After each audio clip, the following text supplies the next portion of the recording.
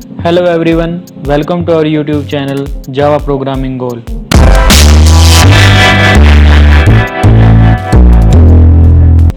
इस वीडियो में हम बात करेंगे लोकल वेरिएबल और ग्लोबल वेरिएबल में क्या डिफरेंस है।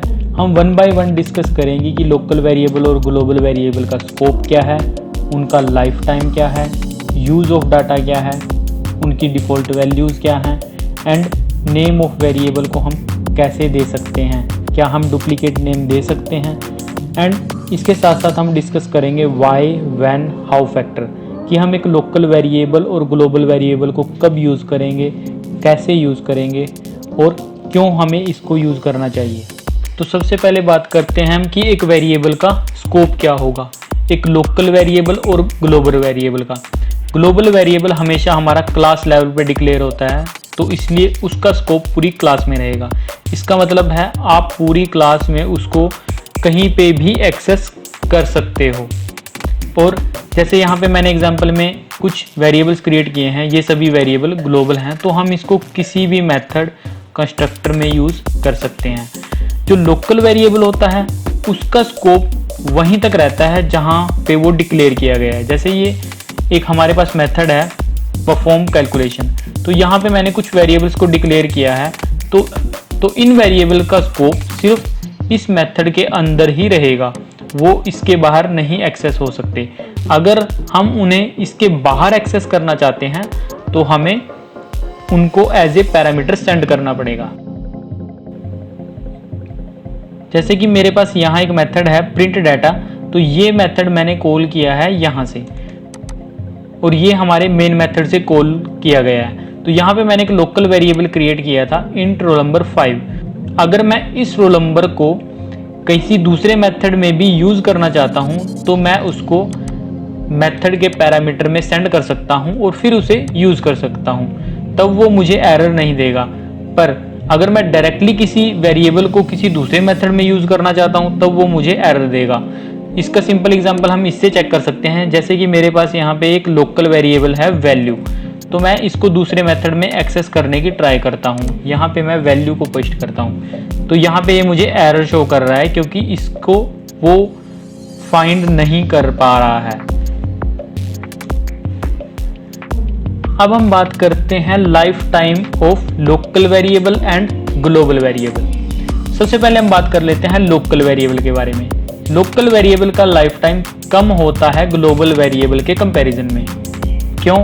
क्योंकि लोकल वेरिएबल का स्कोप भी कम है। अब ये वाले वेरिएबल मेमोरी में तब तक रहेंगे जब तक ये वाला मेथड एग्जीक्यूशन में है। सपोज करो मैंने इस मेथड को कॉल किया किसी दूसरे मेथड से, जब हम इसको कॉल करेंगे तो ये वाले वेरिएबल हमारे जाके मेमोरी में असाइन होंगे इसकी वैल्यू के साथ। जब ये मेथड अपनी एग्जीक्यूशन खत्म कर चुका होगा तो ये उसी टाइम डिस्ट्रॉय हो जाएंगे।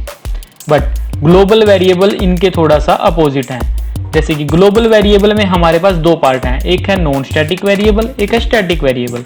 अब जो नॉन स्टैटिक वेरिएबल है, जैसे हमारे पास ये 3 वेरिएबल हैं, ये वेरिएबल मेमोरी में तब क्रिएट होते हैं जब हम किसी ऑब्जेक्ट को क्रिएट करते हैं, क्योंकि हमें पता है कि इंस्टेंस वेरिएबल या फिर नॉन स्टैटिक वेरिएबल हमेशा अपनी एक अलग कॉपी क्रिएट करते हैं जब भी हम एक ऑब्जेक्ट क्रिएट करते हैं। तो जब तक वो ऑब्जेक्ट रहेगा तब तक वो सारे वेरिएबल उसके साथ अटैच रहेंगे एंड वो डिस्ट्रॉय नहीं होंगे। बट स्टैटिक वेरिएबल हमारा क्लास टाइम पे ही लोड हो जाता है और जब तक वो क्लास लाइव है तब तक वो डिस्ट्रॉय नहीं होंगे। जैसे ही वो क्लास अनलोड होगी तब वो डिस्ट्रॉय हो जाएंगे। अब हम बात करते हैं default value of local variable and global variable. तो इस एग्जांपल में मैंने सभी ग्लोबल वेरिएबल को सिर्फ डिक्लेयर किया है, उनकी वैल्यू इनिशियलाइज नहीं की है। तो जब भी हम किसी ग्लोबल वेरिएबल की वैल्यू इनिशियलाइज नहीं करते तो कंपाइलर उसे बाय डिफ़ॉल्ट कुछ डिफ़ॉल्ट वैल्यू प्रोवाइड करता है। अब वो डिफ़ॉल्ट वैल्यू डिपेंड करती है उसके डाटा टाइप पे। जैसे हमारे पास यहाँ पे इंट वैल्यू है तो इसकी डिफ़ॉल्ट वैल्यू प्रोवाइड की जाएगी 0।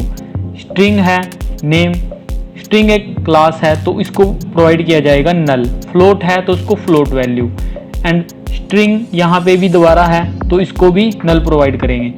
तो एक बार हम प्रोग्राम को रन करके देखते हैं कि इसकी आउटपुट क्या आती है। यहाँ पे मैंने इन सब को प्रिंट किया है, तो लेट्स सी कि क्या आउटपुट इनकी आती है।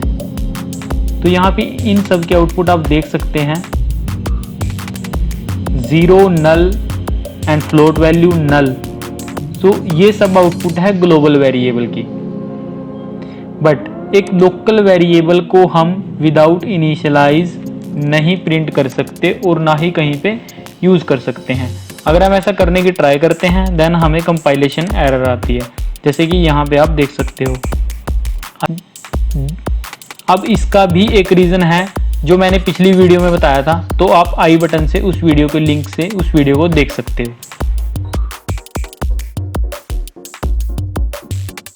अब बात करते हैं नेम ऑफ वेरिएबल। एक ग्लोबल वेरिएबल कभी भी डुप्लीकेट नहीं हो सकता क्योंकि वो पूरी क्लास में एक्सेसिबल है। तो हम यहाँ पे इस तरह से वेरिएबल को सेम नाम यूज़ नहीं कर सकते।